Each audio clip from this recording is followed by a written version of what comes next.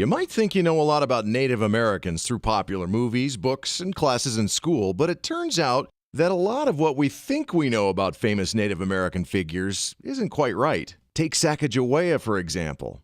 You probably remember her as a beautiful Indian woman who lived an exotic life, serving as the all-knowing guide for Lewis and Clark's famous expedition, right? Well, that's not exactly how it happened.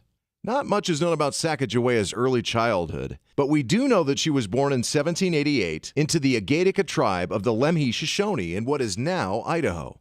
In 1800, when she was about 12 years old, Sacajawea and several other girls were kidnapped by a group of Hidatsu Indians. She was taken as a captive to a Hidatsu village in present-day North Dakota. Then she was sold to a French-Canadian fur trapper named Toussaint Charbonneau. Within a year or so, she was pregnant with their first child.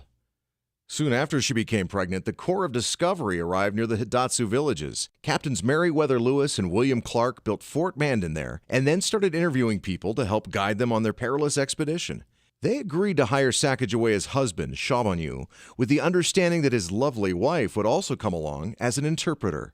They figured her very presence would help any encounters with native tribes along the way. As Clark noted in his journal, "A woman with a party of men is a token of peace." Shortly thereafter, Sacajawea gave birth to a little boy named Jean-Baptiste Charbonneau. Clark called him Pompey. She carried Pompey on a board strapped to her back as the Corps of Discovery forged on.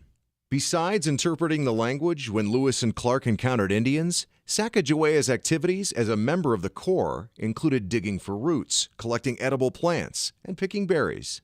In 1805, the boat they were riding in was capsized. She dove into the water, recovering all the important papers and supplies that would otherwise have been lost, including the journals and records of Lewis and Clark. Later that year, Captain Lewis and 3 men scouted 75 miles ahead of the expedition's main party, crossing the Continental Divide. The next day, they encountered a group of Shoshones. Not only did they prove to be Sacagawea's band, but their leader, Chief Kameawait, turned out to be her very own brother. After 5 years of separation since her kidnapping as a young girl, Sacajawea and Kameawait had an emotional reunion.